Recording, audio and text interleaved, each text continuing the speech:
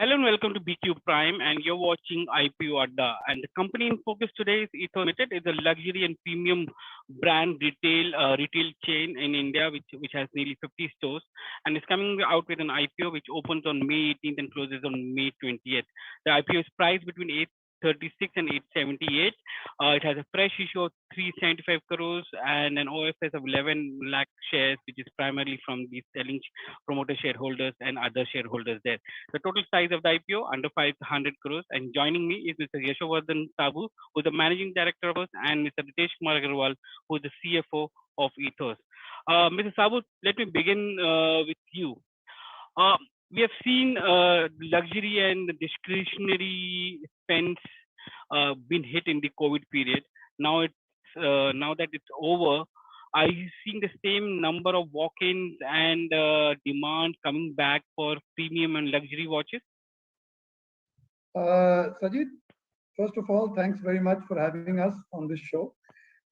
Indeed, it's not only post-COVID, but actually in an underlying way, even during the COVID period, if you exclude the periods of the lockdown, there has actually been a very steady understream of growth in this business of premium and luxury watches in India. And this actually reflects a global trend. Globally, too, the business of premium and luxury watches has grown steadily over the last several years. And so we have seen in India as well. Post the subsiding of the COVID pandemic, after the first quarter of FY22, the recovery has been particularly buoyant. Okay. And what about the growth rates? Are you seeing pre-COVID growth rates, or it's coming? It's just about coming to that particular level. Is it as aggressive growth which we are seeing after the COVID? So as I mentioned, the recovery post-COVID has been very strong. And of course, if you compare it, let's say 9 months of FY22 to previous year, or quarter 3 of FY22 to previous year, the growth has been very strong. But this is also because FY21 itself was severely impacted. If we exclude FY21, we are seeing a pretty robust growth even over the pre-COVID years. And again, this is something, as I mentioned, reflects the underlying sentiment of growth in the business. There is an independent study which has been done by Technopack advisors, and they are actually projecting quite a robust growth in the future as part of their study as well. You're raising 400 crores, 25 crores you've already raised in pre-IPO placement, 375 crores in this issue. What are you going to use this proceeds for? Ritesh, would you like to sort of detail that out, please? Sure. Thanks, Mr. Saboo, and thanks, Sajeet. So primarily the issue proceed that we are having is mainly for a growth capital of the organization. So growth in terms of we would be building stores, we would be having our strengthening our infrastructure in terms of an IT. And for that, we also looking into the growth of the organization where we would be needing many of the inventory filling up into a new store. So primarily for a growth. Okay. On the growth part, Mr. Saboo, you're looking to expand, bring in 13 new stores, but I think during the pandemic, you closed down 13 as well, if I'm not wrong. So you're basically bringing back your old strength, right, in the next couple of years? Yeah, that's right. The new stores includes a new geography. For example, Indore is a place that we are going to. We are already pan-India across 17 cities, 50 stores. So we're going, with these 13 new stores. What has happened in the last 3 years, some stores have closed down, mainly smaller stores. We are moving away from small store formats to larger store formats, what we call flagship stores. So in terms of number of square foot, there has been a growth. Number of stores has remained stable, as I'm saying that it is closed, and some of them, for example, at domestic airport stores, that is a bunch of stores that we closed down during this period. And in some locations where the stores were not doing too well, we actually constantly study our stores where, where what is doing well and what is not. I do want to add over here that, stores is only one part of our structure. A very, very important part, perhaps even a more important part, is the digital framework that we built, which is an omni-channel platform. So we have a very robust internet and internet-led sales program. Our website, for example, attracted 21.8 million sessions in calendar year 21. We have very active social media presence. And this means that our sales does not really depend only on walk-ins into the stores or malls remaining open. The digital framework really is a very, very strong complement. So these are two legs on which we are equally balanced, and we spend, and we are growing.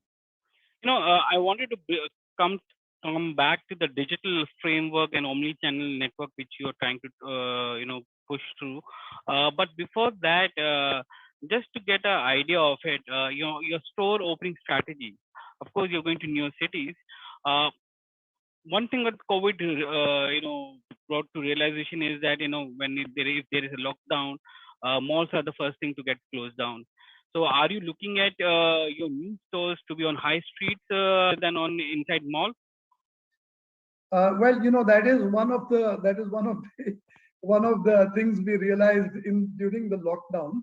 As it happens, our strategy had started to shift away from exclusively in malls to also being on high street. So I had mentioned to you stores that we opened, late in FY20, and there two of the most important flagship stores are actually high street stores. So even before COVID, we had started to move away to having a balance of high street and mall stores.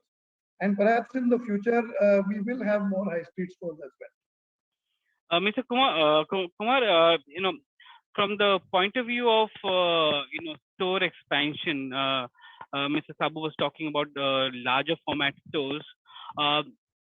That the way how you're going to play out the digital strategy of omni-channel strategy, that your local large format stores or flagship stores are going to supply in the particular area or region there. And if you can give us some color on what is the kind of digital led sales, because I think it was 30% in FY20. What was it in FY21 and FY22? Okay, so the digital led sales, which was there in just a second. So FY20 was 29% of our digital led sales, and FY21, that the 37% is our digital led sales. And FY22 or 9 months of FY22? 9 months we have clocked 33% of digital led sales. And how does this entire channel work for you, in the sense, if because you have a lot of arbitrage now which is coming in, people do go to large format stores to look at the product and then try to come on digital platforms to see whether they can get it at a cheaper rate or not. That's something which is the new trend which is there. How does it work for you in that? Primarily, we are into a premium and luxury space. And people do that in luxury as well, sir. So what we see that the research, generally our customer range is not only on the mid-age year, but it is on the early age year as well. And customer do the research on online first, and then they decide what watch to buy. What we have in our digital led, there is a watch consultant who actually guide the customer what will be the best possible watch to wear for that for the person, depending on what is the preference, what is the taste, what is the wrist size. All those things has been considered before, and we work on a long time relation, and we do not just want to sell the watch. That's what we just sorry, if I may just add, just to clarify a point, the price for our products are exactly the same whether they are in the store or on the digital format. What about your competitors? Because you Well, don't have a non-exclusive brands, right? So the same brands are no, available with. there is a bunch of brands that are available only at Ethos stores. But of course, there are brands that are also available at competitors.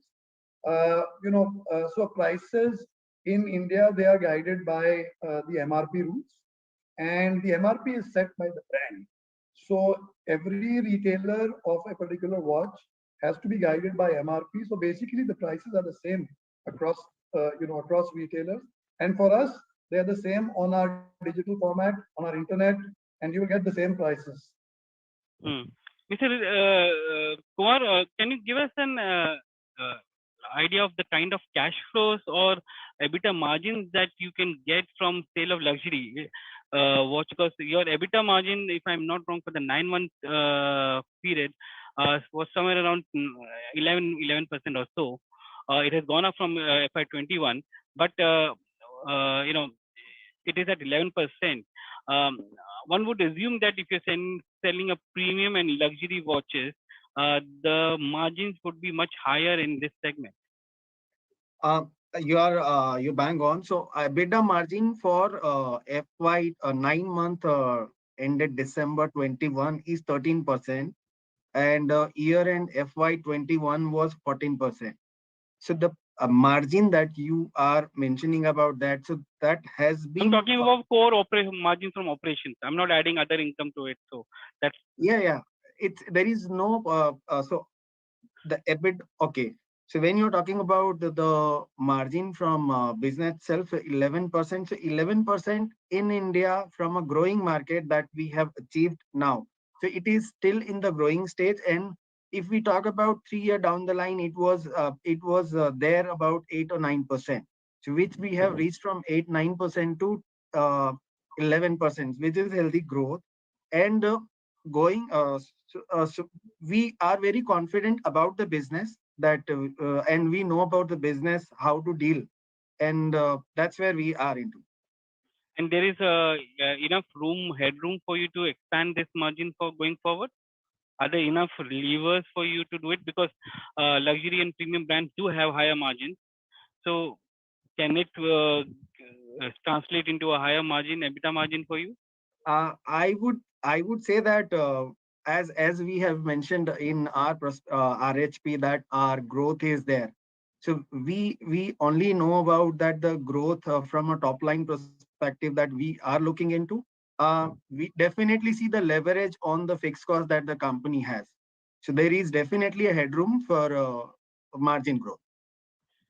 Saboo, you are opening 13 new stores, and many of them, if I look at the breakup of it, it is coming in Ahmedabad, Indore, NCR, Pune, Gurugram, and Mumbai. Uh, your your operations into southern and eastern India are not expansive as compared to maybe north and west.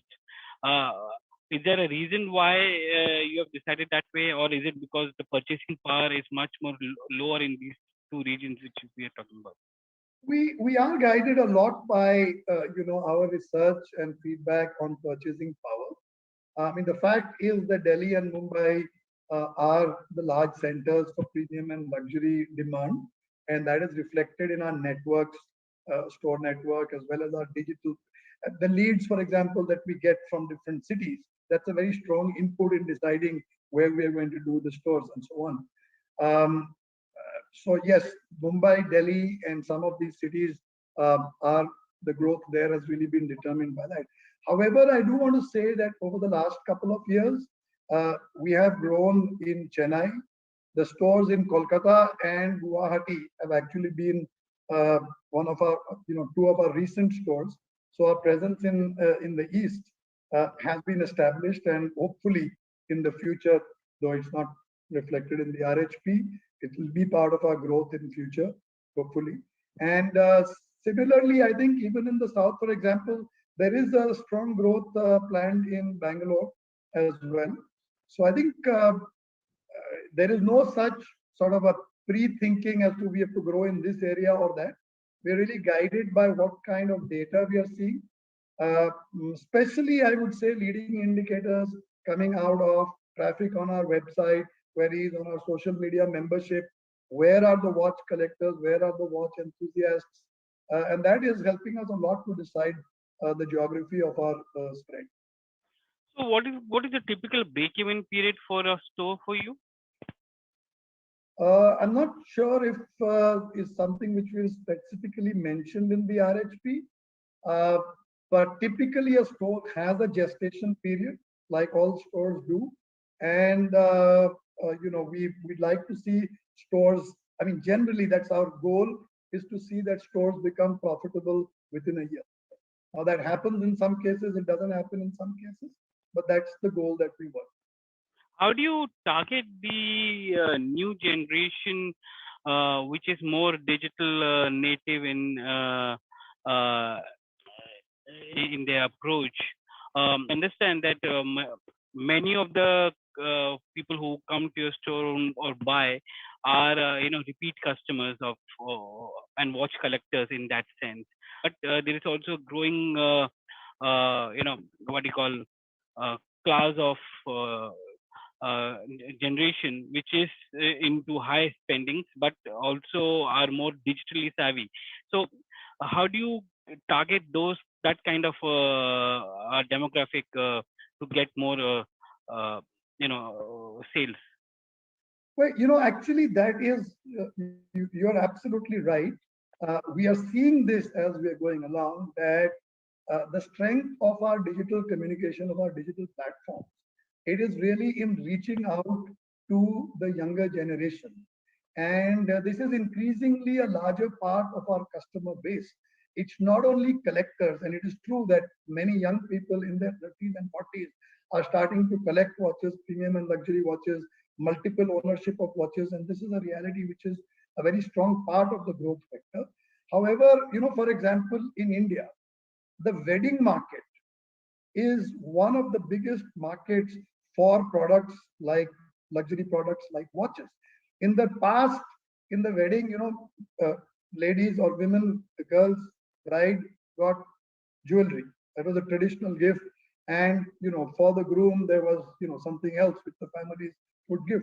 Today, it is very much, a watch is very much a desired element of gifting, not only for the bride and groom, but in general for the families as well. And this is so the wedding market is extremely important.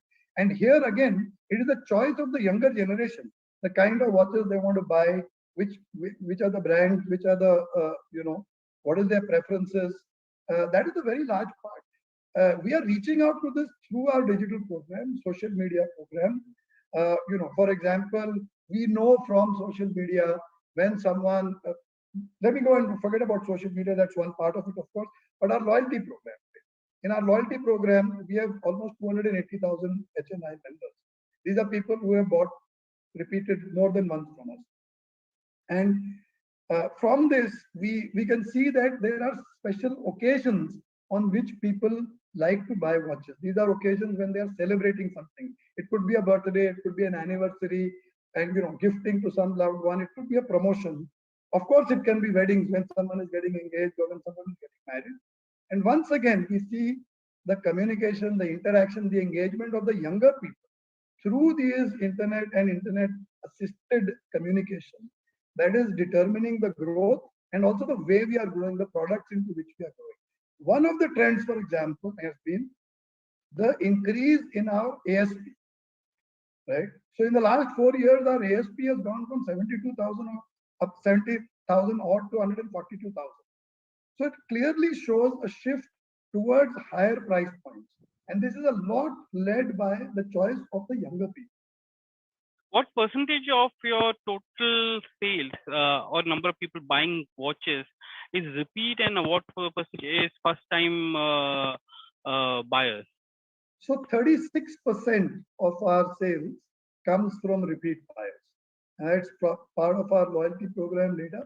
And we are extremely happy about this number. It has stayed steady between 32, 33, and 36, because it's a very good mix of customers coming back and are also engaging and enrolling new customers. So I think that's a very optimal level. I do want to mention that our loyalty program is called ECHO, And we called it Echo for two reasons, because Echo is something that comes back to you. And Echo stands for Ethos Celebrates Happy Occasions. So it's a reason that our customers, we want our customers to come back to Ethos when they are celebrating happy occasions. Mr. Kumar, let's look at the working capital requirements, because a large portion of your proceeds are going towards working capital for the next 2 to 3 years. Uh, why do you need such a high working capital, considering that you're going to only open 30 new stores going forward? So as I mentioned earlier, it will be a growth capital. So growth capital not only from the new stores, but also into the existing store that we have. So as we work, we try to work with many brands available across India, and we continue to do so. Hmm. And as we have already announced in our RHP that we have already signed with two brands other than watches, which is into our Remova and Messica. Mr. Saboo will give much details on that. Uh, so we are continuously working towards the growth of the organization, and for that particular growth only, we would need to build up inventory. In Hmm. luxury business, the more you have stocks available at a right time, you can sell. So your inventory days or holding days, which is at 157 days at the end of December, Yes. you will continue to maintain that kind of holding days, because that has come down from previous year when it was over 180 days. So what is the ideal holding days that is required in this business for you? So predominantly, yes, we would like to maintain in that, but the inventory days will be so generally our inventory days was somewhere 9 month at cost 3 year back, which we have reduced to 7 month at cost, and at sales that we are looking into 157 days. So we strive to maintain the same level of inventory going forward. Mhm. In the working capital requirement, and I was looking at your workings for next 3 years, which we have, put in your prospectus. You're looking at 150 crores of internal accruals every year for the next 3 years. Where are you going to get that internal accrual? Because your cash flow from operations has not been that much, right? We have already had that internal accrual from, so that is the difference that we already have. So we are not going to get from outside, but that has already been invested into the business. So every year you will put that, or is the same amount which is been re invested every year? Yes, so the amount that we have invested, so that the say if as a December, that the amount, the surplus amount that we have already invested in the business, that's what we are saying that the amount has already been invested is from the internal accrual. It is Sabu, if you look at the working capital gap which you are looking at, it's 280 crores for FY23 and 385 crores for FY24. Uh, Given that you're only getting two new brands in, do you need that kind of high inventory to be filled up?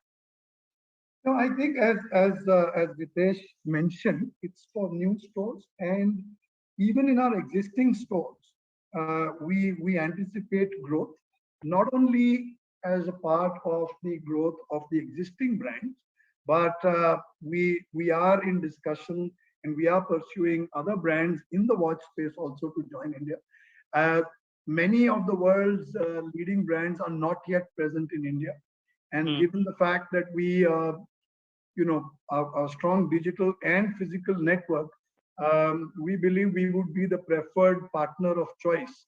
And for that, we want to be prepared to be able to bring in those brands in India. So Kumar, you are using 30 crores to repay and or prepay your debt. What would be the debt at the end of March 31st? So uh, as at 11th April that we have disclosed in RHP, the debt is about 60 crores that we have disclosed.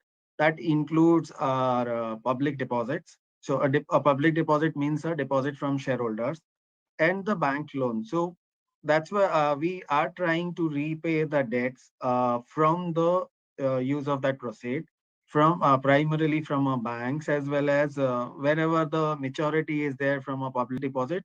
we may do so. And going forward, the proceeds which you're raising 350 odd crores, will 375 crores, will that be good enough for your entire capital needs, or will you need to raise further debt going forward? So currently, what we see from a business growth perspective for at least next 5 years, we do not foresee that we need to raise any further capital. Including debt capital. Yes. So this entire working capital which has been raised will be sufficient for the next 5 years, and your internal accruals and cash flows will be able to take care of any other cash requirement going forward. That's what we believe. What kind of free cash flows that you see coming in every year, and what proportion of that would you be giving out to shareholders as part of your dividend policy? So we generate very healthy cash flow from the business, and as we see from a growth, and as I mentioned earlier, that we are looking forward for the growth of the business. So we invest the cash what we generate into the business, and that is what we are. So dividend, if we talk about dividend, so we definitely look forward looking into that dividend as per the dividend policy governed by the company. So currently, what we focus is the growth of the organization, which ultimately will grow to the shareholders as well. Mrs. Saboo, can you elaborate on the dividend policy that you would like to have for the shareholders? I think we have a dividend policy which basically delineates a certain part of the surplus to go as dividend, provided it is not required for the growth of the company. In the past, as you've seen, in the years that we've made profit, there has been a strong growth requirement as well.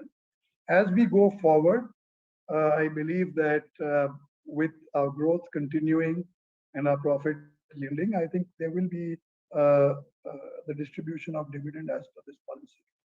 Because it's not just the new shareholders of Ethos, but your shareholders of KDDL, which is a listed company, will also be looking for the dividends, right? So that's why Yes, I'm of asking: course.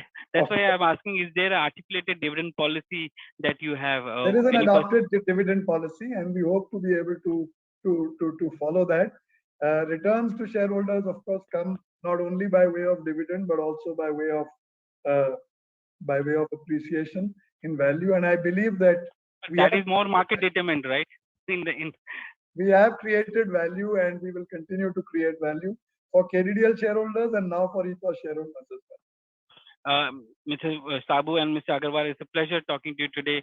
The Ethos IPO, which opens on May 18th and closes on May 20th, is priced between 836 and 878 with a fresh issue of 375 crores and OFS of 11 lakh shares.